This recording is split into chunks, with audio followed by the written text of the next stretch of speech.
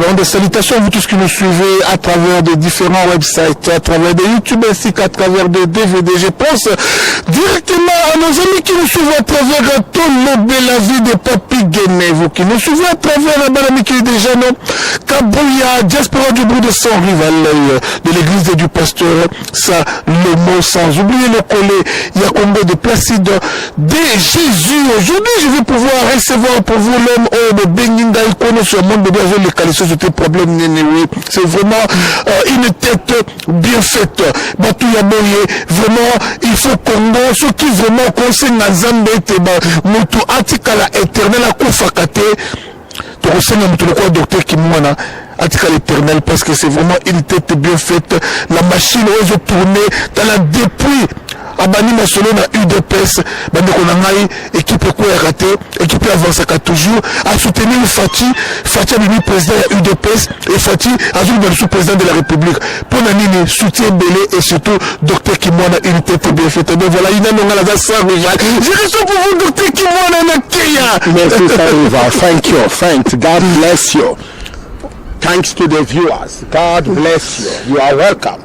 Ça va, ça va. Donc, c'est moi, je vais quand même te ça. Quand même, le bac, moi, je la bande connue sur la bamaï, banamaï, bamasta, bacombattant, puis résistant.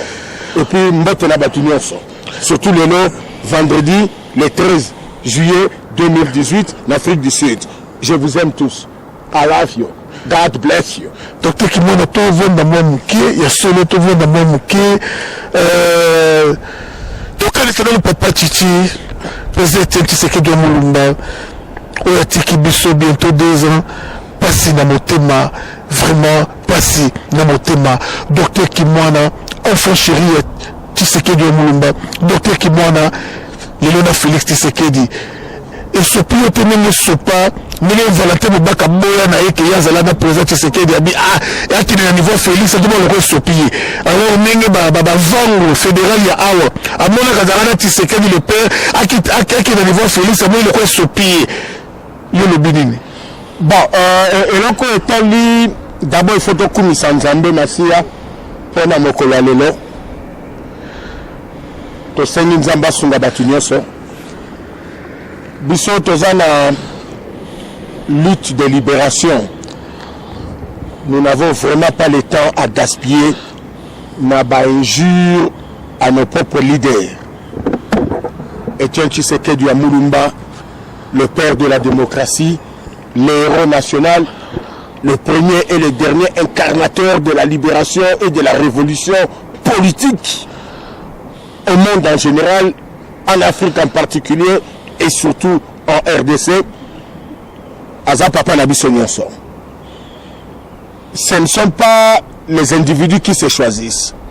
Ils ont des natures. Ils ont forcé Bissoto vivre ensemble, dans l'unité, dans la diversité, mais dans le respect de texte. Tshisekedi, Papa Étienne était notre président. Moli Mona Ezana Nzambe, na Yezumasia, et c'est là qui bat texte de Pesaki et Bonga. Félix Tshisekedi, et ça peut battre texte, et Pessi et Bonga.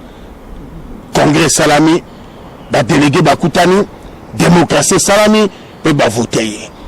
Ce qu'on Valentin Moubake, oh Vangu, oh Bruno Tchibala, bah ça le problème là, Félix Tshisekedi, this is nonsense, rubbish, foolishness, madness. Nous faisons un combat politique qui tient compte des textes. Et c'est le docteur qui m'a tout soulèvement entre Ozamasoua Kati. Yakati. D'autres bien normal, il m'a Masoua Kati. Yakati. Masoua Msoba Mpangit. Msoba Tobandumbo. Docteur qui m'a est-ce que Félix est vraiment Félix, l'esprit bien vraiment Félix a combattu. A combattu. Félix a conquis vraiment le lot Kamba. Il dépasse bien. Mais le lot Félix a combattu Congo en avant. N'espère bien vraiment. Inquiétude des amis. Tout le banano. Félix Azalata chef quartier. Chef quartier Azalati. Est-ce que Félix a au Kamba Congo? Parce qu'il est candidat à la présidence de l'UDPS. Ok, je vais te répondre. Na reçoit l'ICC. Par exemple, Mokotomi Ballet, token aux États-Unis d'Amérique. Donald Trump a plus de 70 ans. Or, les États-Unis d'Amérique, il y a deux aspects. Pour osala mokozi, il y a États-Unis d'Amérique, et là, il faut se la moto au salaka armée américaine, au salaka service secret américain, au salaba belé, et puis aux politiciens d'un parti, et tu as montré que tu as été un combattant américain, tu as commis un leadership, il y a Clinton, il y a Obama, il y a Hillary, mais Donald Trump, c'est un commerçant, c'est un homme d'affaires qui, depuis sa vie, ne faisait que les affaires. Mais Tala Lolo, le parti républicain, qui était même hésitant de lui, mais à battre Obazaki la ligne du parti républicain, le Naza président de la République. C'est plus la constitution d'un pays qu'il faut respecter, et puis idéologie à partir donc en Afrique du Sud, Jacob Zuma n'a jamais étudié. Azan même pas un certificat école primaire. Mais le statut de l'ANC, l'idéologie de l'ANC, la mission de l'ANC, la vision de l'ANC, les objectifs à atteindre de l'ANC, et celui que 9 provinces ya ANC basangani balobi moto ya koiko kamba parti eza Jacob Zuma atangate lelo ozo pesangani ozo tunanga ke sotali Félix Tshisekedi, mon président, notre président, votre président, le président de tous les Congolais. Il est président national de l'UDPS élu au Congrès, président de la République, chef de l'État, commandant suprême et chef des armées de la RDC. A étudié. Félix Tshisekedi aleki même nangai, aleki même na baninga mususu. Pour yazalaki na omoni tous exemple la Bible. Apôtre Paul azalaki na école ya Gamaliel. Ba Simon, ba James, ba Jacques na ba André, bazali na école à Jésus-Christ. Ba Isaiah, ba Jérémie, bazali na école ya Dieu le Père. Yéwana Pekaka, le Père, le Fils et les Saints-Esprits. Alors je viens.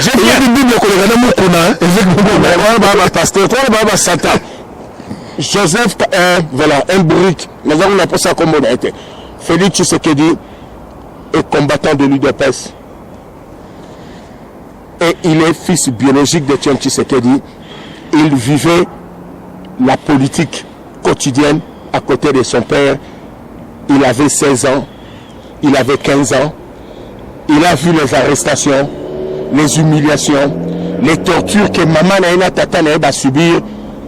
Et il a vu les réunions, il a vu les rencontres, il a participé à des marches, il a participé à des protestations.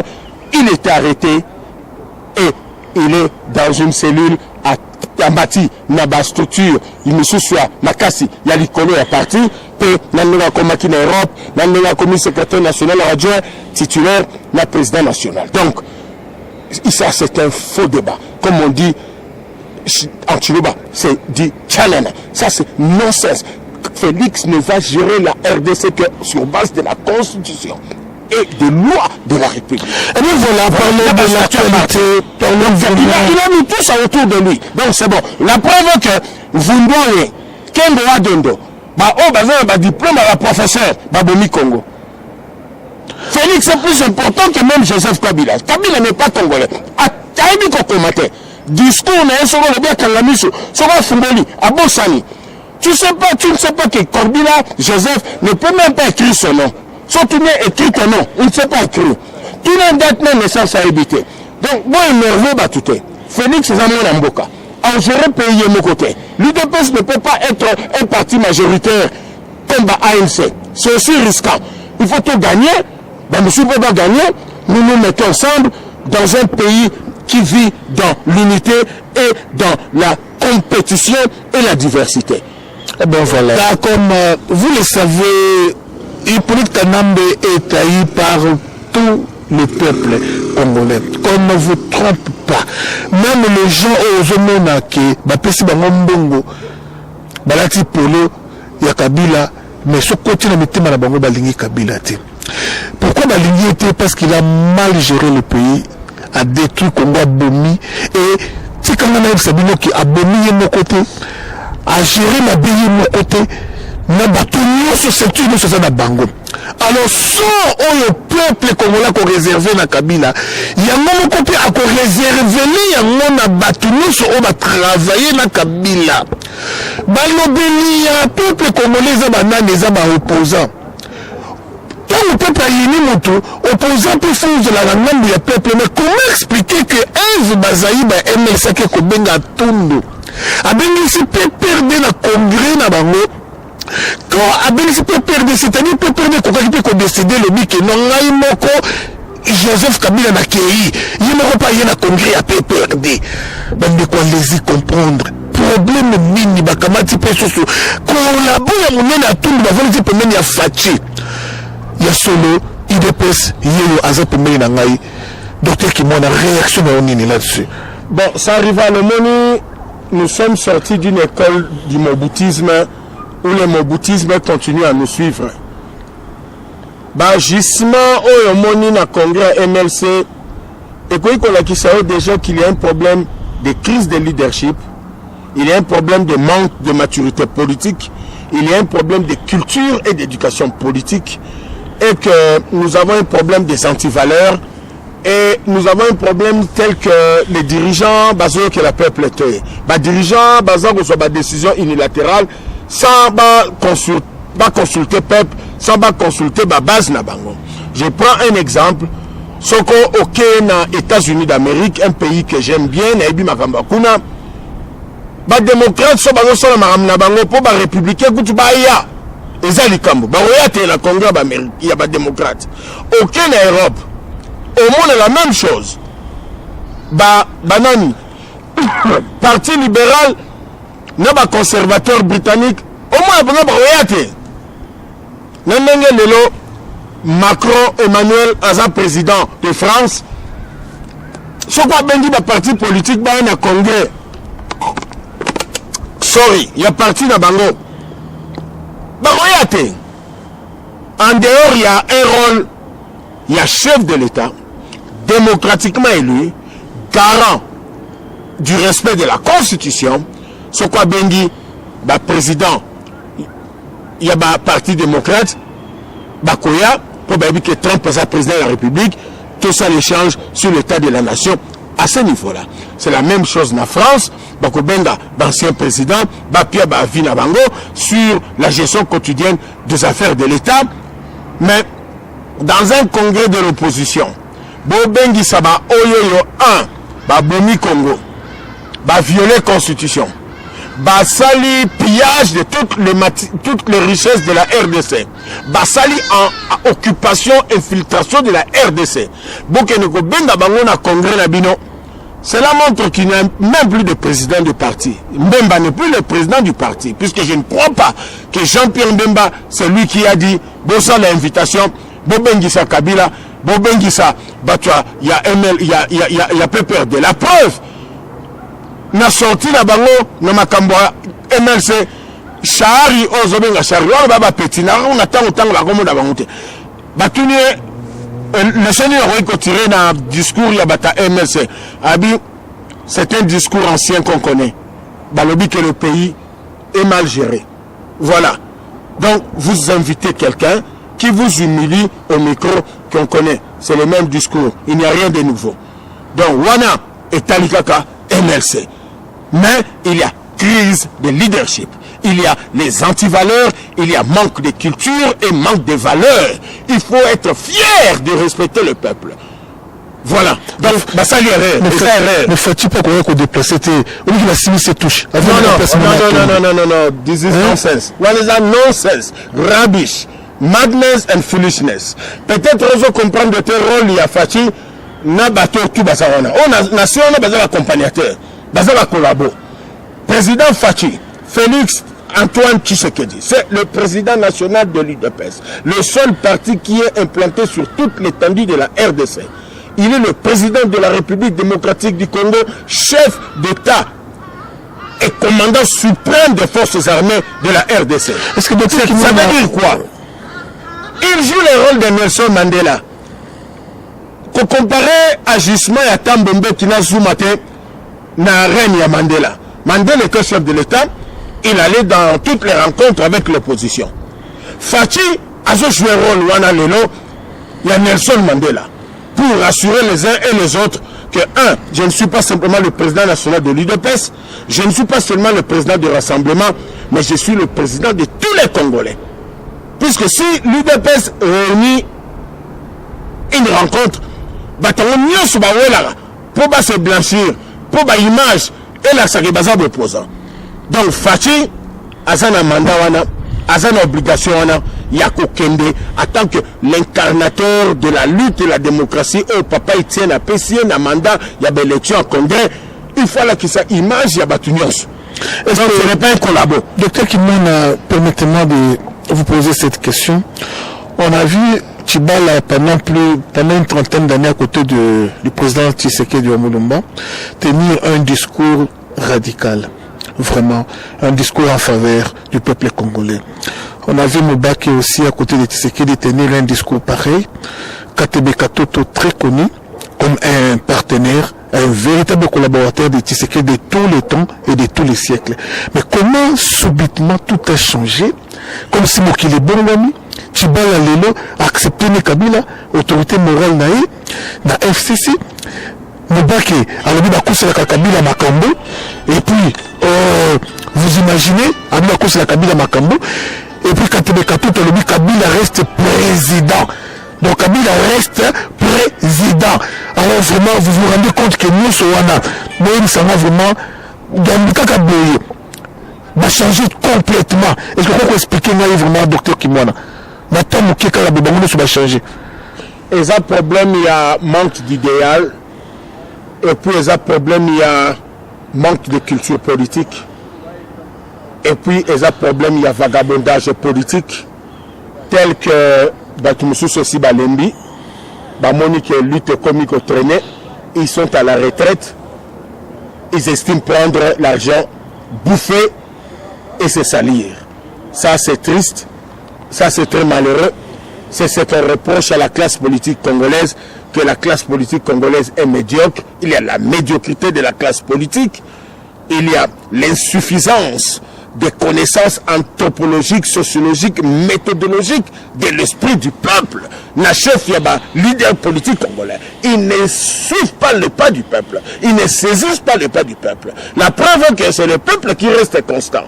Bateau Tanyona, Bazaba Kolabo. Balandi Mbongo. Va compléter, crainte il y a bateau, Zanini, crainte il y a bateau, Ezali, radicalisme, wana. C'était plus que docteur Kimwana. Avant Moubaki Pemena Tshisekedi, le langage va proposer à contenir, c'est plus que docteur Kimwana. Avoir Katebe Katoto avec son argent. Mais est-ce que les gens peuvent croire en docteur Kimwana? Lobby, tout le monde a pu docteur Kimwana, c'est Tshibala salité. Bon, et ça, Babengi, balle de chauve.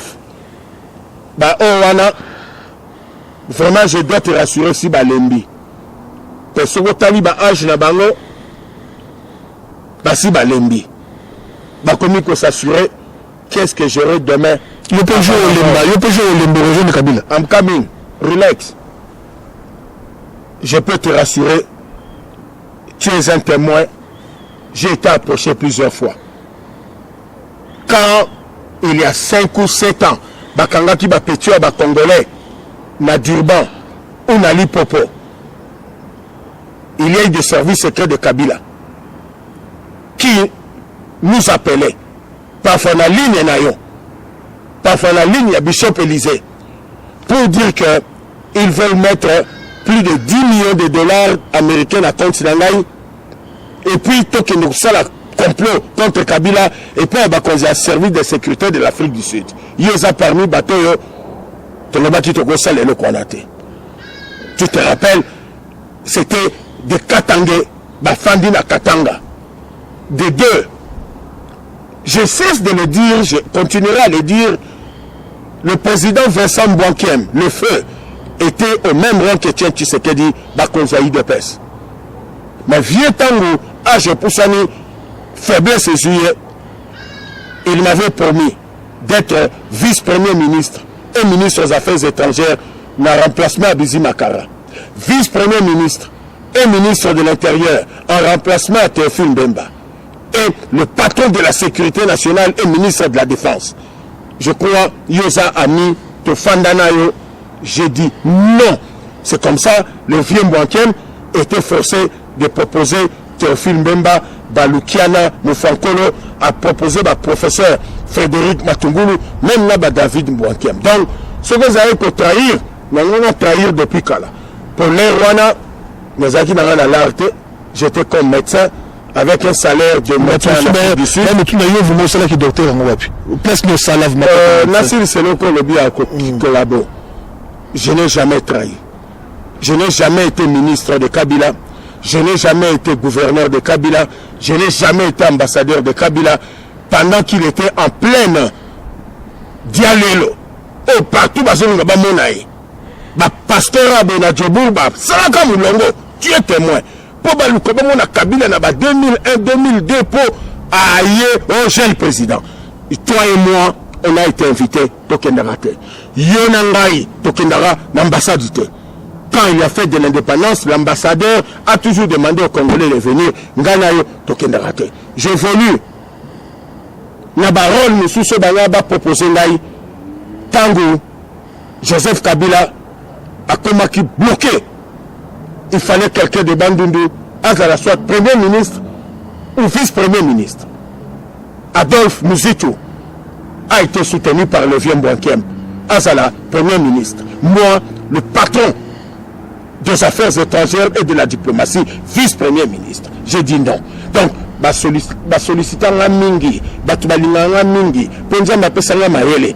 Donc, moi, je te l'ai dit, le Kimwana qui était hier un médecin qui prenait un salaire, aujourd'hui, Dieu m'a béni, après cela, m'a coquille, après cela, ma moyen. C'est très difficile que je trahisse mon peuple, puisque Dieu m'a donné, et le peuple même, mon langage n'a jamais changé. La preuve, Naïbisayo, Tatananga a Koufi, il avait l'âge de 92 ans. Pendant la comme ambassade à Congo, il faut qu'il y ait la Pretoria. Tu n'as pas quoi. Batubake kuna babi docteur Kimwana Tatana Koufi. Il faut qu'il y ait des kin. Balobino, ce quoi Keba Okangaye. Il a beaucoup combattu Laurent Désiré Kabila, à combattre peu Mingi Joseph Kabila, il sera arrêté. Ma mère est morte. Basengi Lissusu. Nakende. Babino de ces affaires étrangères et pas de service de sécurité. Ce qu'on me dit, on veut t'arrêter. Donc, je ne peux pas trahir mon peuple. Je suis avec Félix Tshisekedi, c'est mon président. Je suis avec l'UDPS, je suis fier d'être là. Je suis dans l'idéologie de Titi. Je suis le dernier fils de Tien Tshisekedi. Je ne trahirai pas le peuple. Quant au titre de médecin, je vais te répondre. Et voilà, docteur Kimwana, docteur, oui, autant c'est la médecine, mais ça n'a wapi. Ça arrive à la ligne pour l'air, mon gosse, que ça rangaille.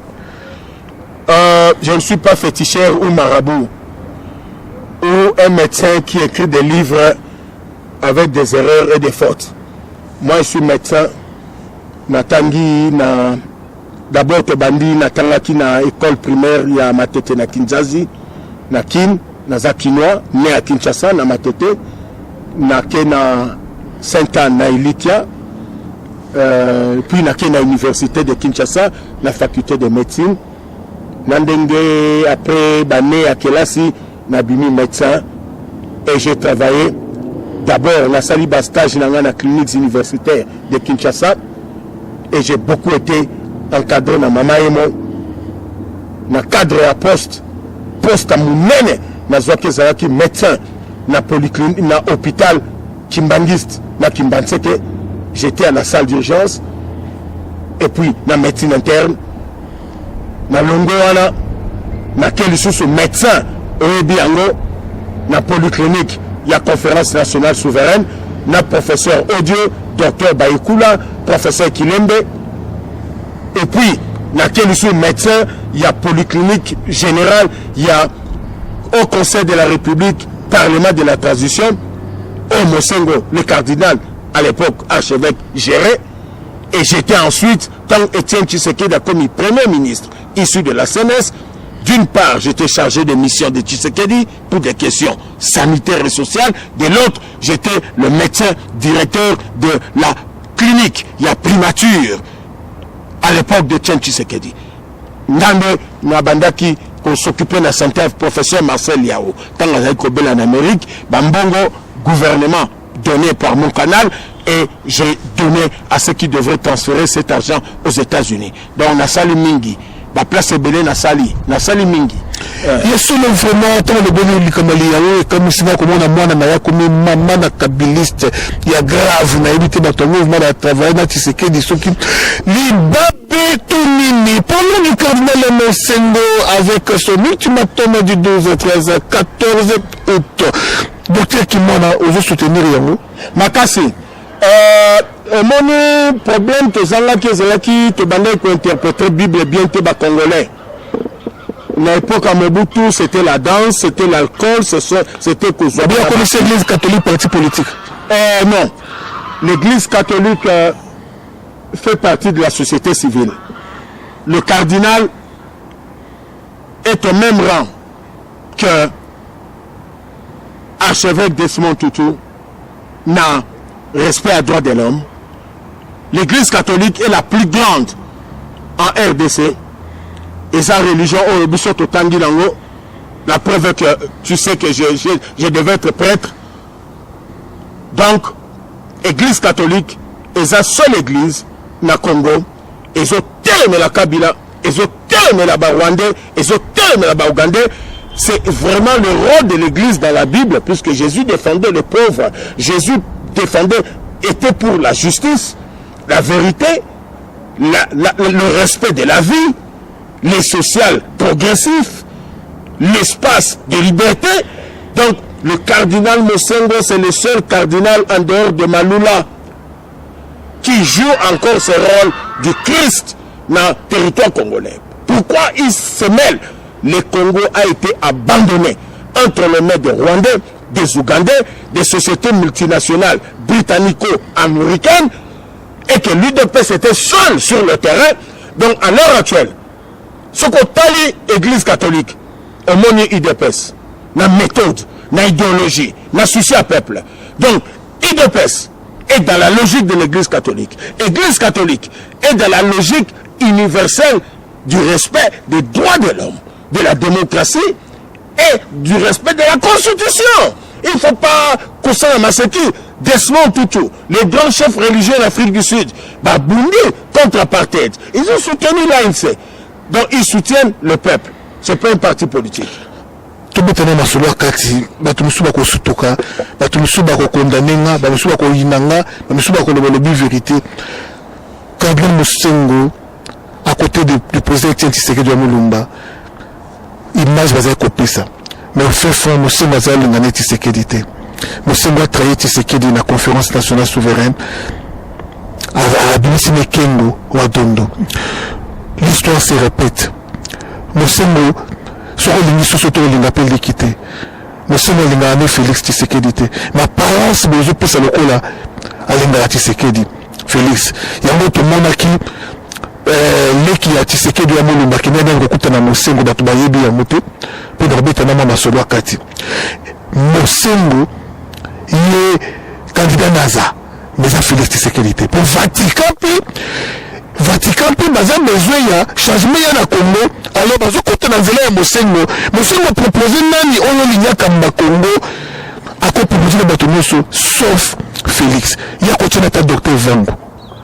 Bon, il a rien à répondre.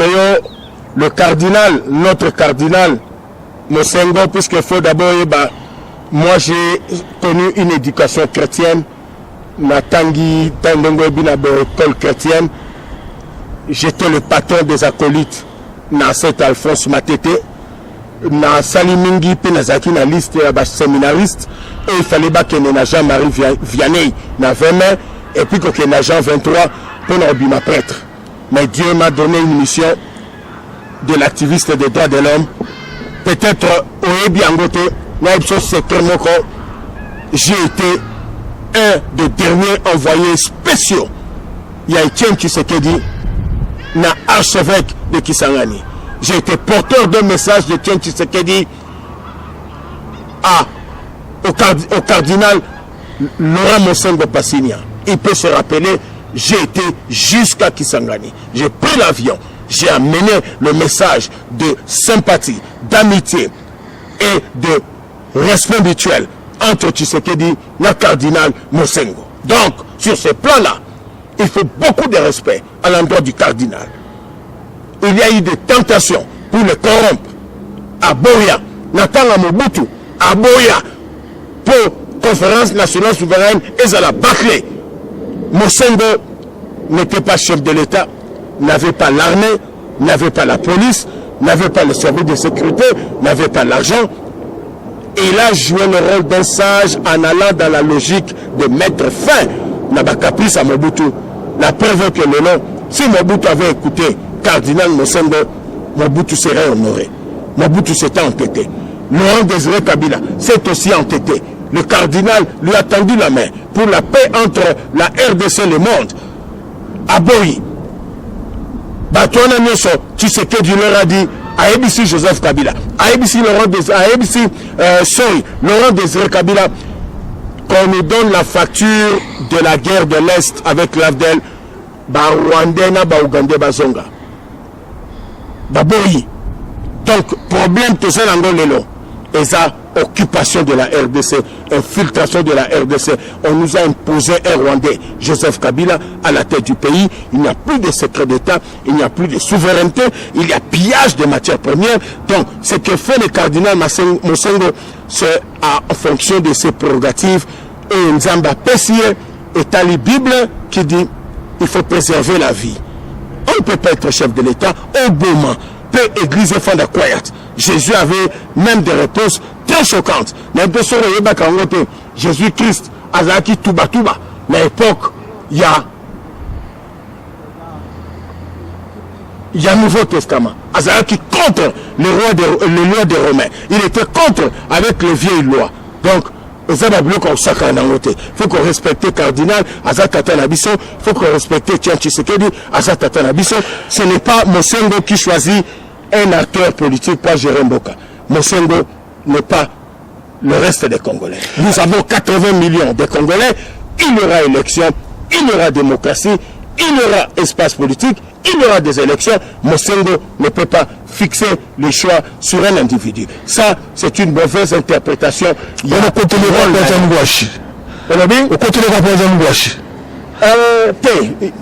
cardinal, c'est le cardinal de tout le monde. C'est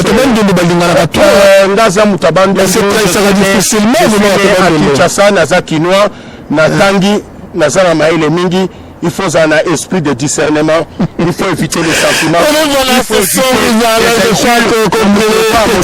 Mosengo a échappé à des attentats, à des empoisonnements. Peut-être il est bien voté. Cardinal Etchou a été empoisonné. Même les Colossiens avaient échappé. Cardinal Etchou a été empoisonné par Joseph Kabila. Et le cardinal Mosengo a échappé à plus de 50 empoisonnements. Et il est toujours là. C'est un vieux. Et nous l'aimons, nous le respectons. Je n'ai rien à voir avec l'unitarisme, je n'ai rien à voir avec le fédéralisme, je n'ai jamais été dans la logique de tribalité et de tribalisme, sauf que j'ai été porteur de messages de Tshisekedi à Laurent, au cardinal Laurent Mosengo Passigna. À la preuve que peut-être il est bien noté.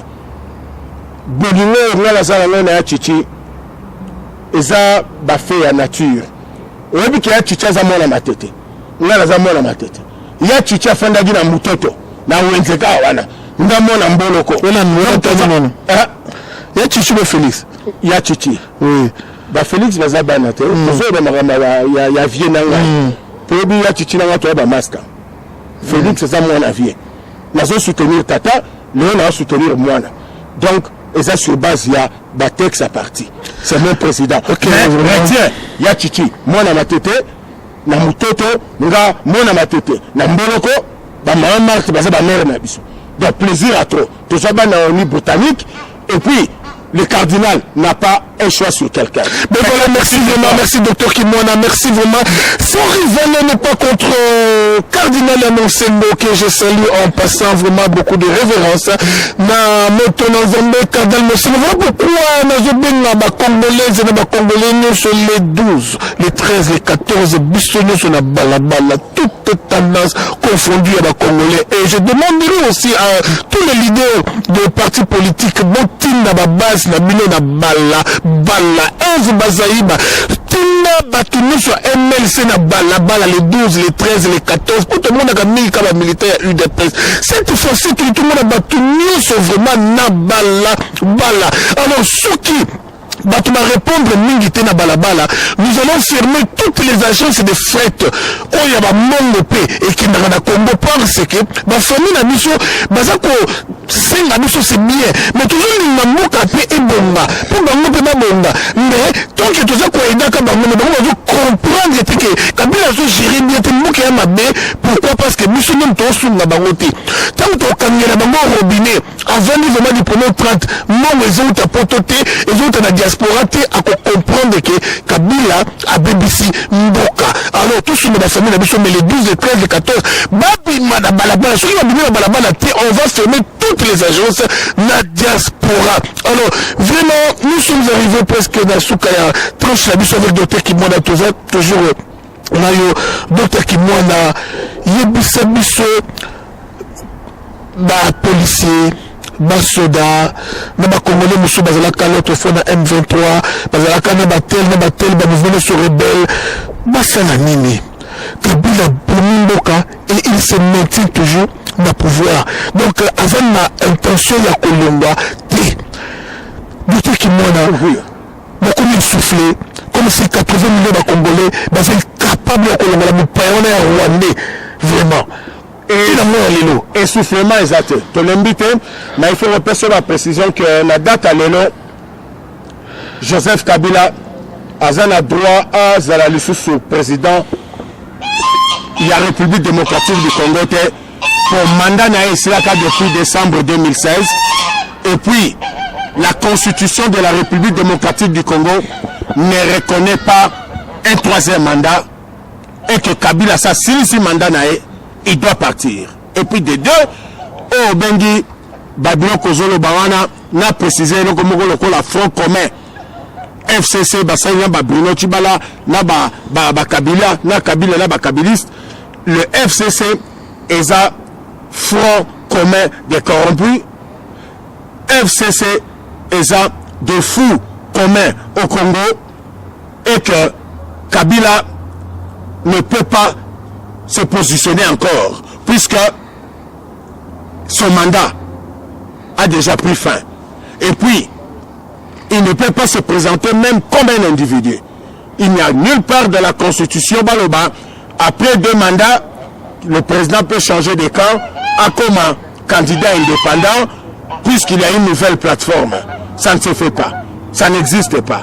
Donc Kabila, il faut Akende. Kabila a obligé Akende. De deux, je voulais aussi préciser que Bisso, mobilisation à Makassi, le 31 juillet 2018, président Fachi, un rassemblement, dans un grand meeting à Kinshasa. Et puis, programme de l'église catholique, les 12, les 13, les 14 août, Bisso tout aux Alawan, Torbimana Babalabala, les militaires, les policiers, les agents de services de sécurité, va se joindre au peuple. La famille n'a pas besoin de comment. La kata n'a pas besoin de passer. La famille n'a pas besoin de salaire. La promo qui est besoin de biso. Tellement de l'église, besoin de bunda pour le peuple. Policiers, sont la logique à peuple. Armée, les policiers, les militaires, les services de sécurité, besoin de la logique à peuple. Puisque Congo est à Bissonnier. Ce que vous évitez, Kabila est rwandais, Kabila est Montpaya.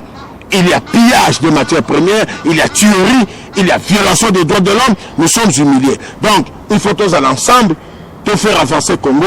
Congo et Lumumba, Congo et Chichi, Congo et Kassavubu, Congo et respecter Abisso. Donc, nous devons résister contre les Rwandais, contre les Ougandais et nous lever. Et ainsi nous aurons un appui diplomatique, communauté internationale, un appui militaire. n'a pas option au nom de biso IDPS tozanéango. Vraiment, la question que je me pose, sur base de quoi Kabila va se représenter encore? Sur base de quoi Kabila va continuer encore na Congo comme président de la République? Sur base de quoi FCC va choisir autorité morale Nabango, chef Nabango, Kabila? Sur base de quoi je me pose mille et une questions. Deux mandats être chéri et déjà il bat dans ma solo. Deuxièmement, parce que 2016, le mandat c'est la Kinyoso. En 2018, 2 ans, on a joué à ton décanté. Mais sur base de quoi? Maintenant, on continue toujours à soutenir. Est-ce que quand la majorité on a besoin, on peut diriger comme moi, quand on a mobali Zuma, grandi Zuma, quand on a Zawana, docteur en droit, matin bazaba ko diriger tata ko kongola de la Zuma yango bande ko ngai. Mais nous sommes tout kana c'est. Mukozika Kabila kama kombanga kama timo ko tika kama tulikuwa vundwawe. Vundwawe yofandi na leo parle ko la juri Mobutu. Uzobanga Kabila vundwawe. Amener ça fait mal. Nama tulikuwa tundu mfano na poro na kula Mobutu en Afrique na bazomanga pina monde timo respecter Kabila mena banga kai il se ka pays nini oyo yebi na monde pe d'Afrique oyo banga la Kabila en réduisant nous surtout le niveau de fournir le monde. Kabila na Zimbabwe akoma likolo na biso, Congo Brazza akoma likolo na biso, na Rwanda un petit pays, le Rwanda ba ko pe tourner ko banga pe ba Rwanda na mutu ko Kagame Muchopi o wa Kagame tourner ko banga ye ma Uganda tourner ko banga ka bango mais non ça n'a jamais existé au temps de Mobutu. Mobutu, tout le monde avait peur de lui. Vous ne pouvez pas côté Mobutu, mais moi, je ne côté de quelqu'un qui n'a donc, il un message européen.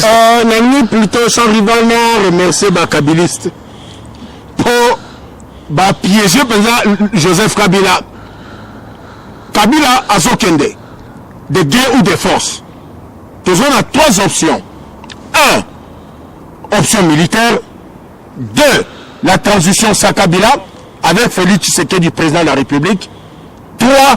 Les élections libres démocratiques le 23 décembre 2018 avec Félix Tshisekedi notre candidat sans le machine à tricher et on revoit les 8 millions d'électeurs puisque c'est un bébé et c'est un banamiqué qui n'ont pas droit au vote.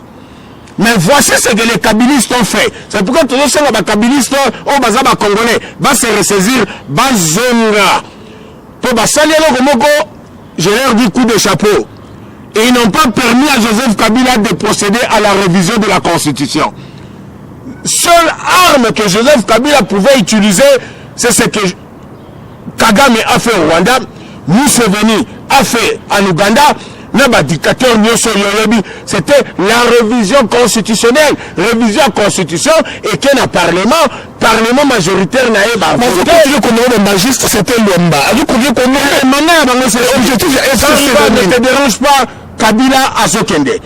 S'ils étaient intelligents, ils allaient plutôt procéder à la révision de la constitution pour dire tout est le référendum. C'est tard. C'est une grande erreur que Kabila à commettre. Donc, les kabilistes, les Congolais, il faut rejoindre Bissot, tout Sangana, tout mettre fin à l'occupation rwandaise, ougandaise, le pillage de la matière première, mettre fin à la violation des droits de l'homme. Et ça, et le Tikala qui pour Kabila procéder, c'était la révision de la Constitution. Mais la date, elle est là. Nulle part, on dit que Kabila n'est pas décidé à qu'il la plateforme il y a un fou commun au Congo ou front commun des corrompus FCC pour se positionner comme un individu. C'est anticonstitutionnel. Il ne le fera pas. Précieux Amakasi. Ben voilà. Kabila Zokende. Pour nous, au niveau IDPS, Torocha Fachi, comme président de la République. Cédric Bokanda, Cédric Kabila Moutou. Il n'est pas kabiliste dans le santé Moutou. Na Outoyo. va se joindre à Bisson pour te pardonner bango. Il mérite Patrick Bologna, il y a solo vraiment meka ko sonner image aux akopesa. Mobutu kokenda keyi, j'ai comme l'impression accueillir na dignité non sur na valeur non sur ba congolais na kibomoto non sur ba congolais et keyi to conti vraiment na potopoto ya bozoba avec du zacharisme, avec tous les amoureux. Oh, bah, comme ma musicien na potopo da bozoba ba ye ba politique commune ya bango. Donc place oyo to ko tirer quand même moi leçon personne ne commune place à bozoba. Patrick Bologna, tout le monde Moussaka, le colonel Lobi pour Moussaka député. Ouera député. Oh, Moussou Nani, Lacoste, à composition de la bande de Moussou Passina, député. Oh, Moussou Nani, je ne comprends plus rien, na Congo. Donc, et puis, on peut comment député, parce que vraiment, c'est de la théorie des gens de ma casse et continue na Katia Congo, autour de Mobutu. Quand Mobutu, quoi, il dit, comment oh, baboki libangi pas confi au sein de la prison. Pinga kase na vanda bo baboki libangi pas ya papa Wemba au sein de la prison. Fali wana usa kidma ko la commission de toujours banga. En tout cas, docteur qui moi je suis juste conscient et je prends note de ta préoccupation mais yeba yango bitumba oyo église catholique à Banda depuis l'indépendance, na obiso bataille de peste aux akomema, c'est pour l'instauration d'un état de droit, le respect de la constitution, le respect de la vie humaine, le respect des droits de l'homme, de manière à ce qu'il y ait séparation nette du pouvoir entre le législatif, le judiciaire et l'exécutif.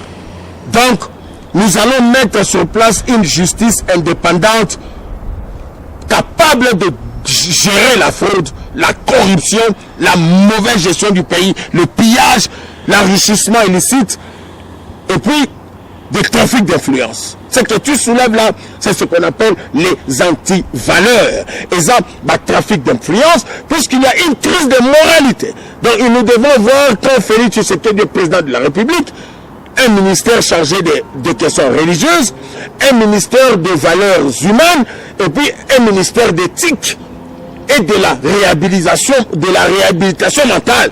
Donc, ezali pasi mingi, nzala et koteli batimususu ba bosani, même signification ya hymne national na biso ba congolais, il y a deux bouts congolais, faut te télémer la Rwanda, te télémer la Ouganda, te télémer la communauté internationale pour respect à congolais zonga. Donc, avec Fachi et l'IDPS, nous allons nous en sortir. Ne te dérange pas.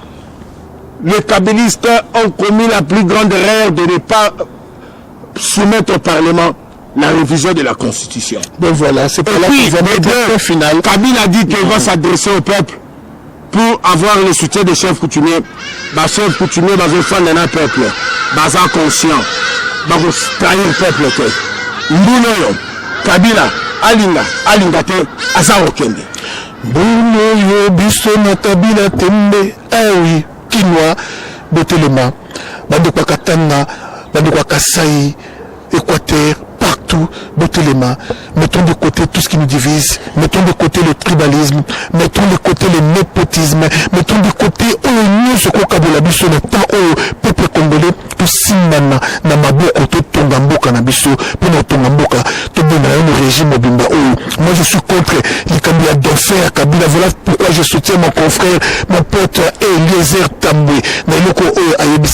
Je suis contre les Kabila.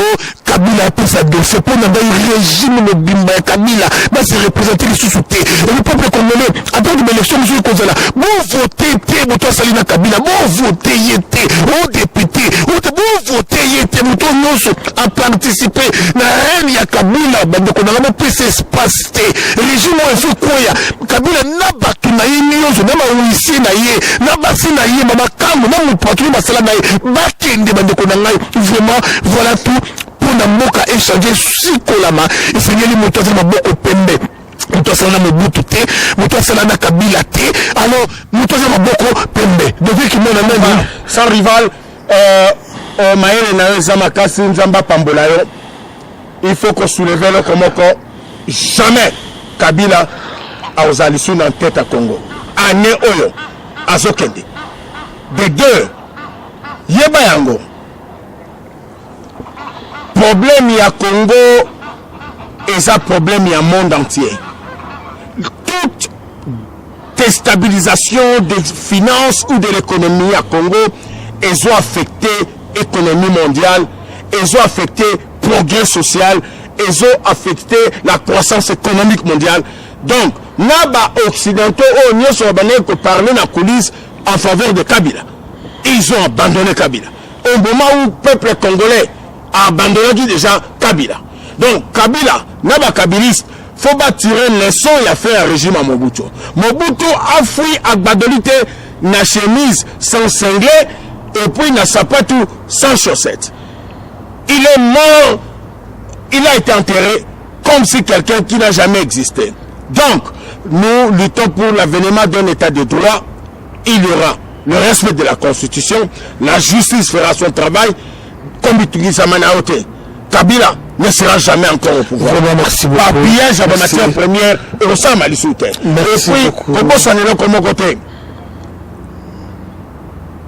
Vaut mieux tard que jamais. Tout tendre main à Bakabiliste, au Bazaba Congolais. Tout tendre main à Bazaki na IDPS, Bazon à la partie. Tout tendre main à militaire, à policier, à ex-phase, tout Dieu, Bazana, souci à Congo, tout Sangana, pour le 12, le 13, le 14 août, Kabila Kima. Parce que le Rwanda et l'Ouganda ne peuvent pas nous humilier. Donc voilà, tous en a situation où les Osenga, Congolais tellement, n'est pas français, pas télémaki, n'est pas américain, pas télémaki, n'est pas juif, pas télémaki, pas Hitler, n'a pas cambané que c'est la contre Bana Israël. N'est pas palestinien, pas téléma. C'était Docteur Kimwana Nakeya, une tête bien faite. Docteur Kimwana, il nous fait vraiment oublier tout le corps de Mubaki, Babosani, Bango, Mubaki, Batoya, qu'on vantait ma mérite, à côté de Tshisekedi, voilà, à Bosani, c'est Missoye. Docteur Kimwana, Bosani, c'est Missoye, Docteur Vango, à Bosani, c'est Missoye, vraiment, Belé, oh, Batumamona, qui Bango, le corps de génie, mais avec Docteur Kimwana, on a compris que bien sûr Nzambe aza atombolaka balaye na tango et singeli merci Docteur Kimwana ya soufeza Kabila il faut à côté la place au Jean-Pierre Mbemba Zalaki Jean-Pierre Mbemba il faut bima pour Kabila azwa place nae et puis ba Moïse Katumbi ba Jean-Pierre Mbemba na biso to sangana Bamakambo et Talibiso et Seba Congolais, tu hôtel en après départ à Kabila. À l'outa continuant, victoire et certain. Merci beaucoup. Merci Ingeta.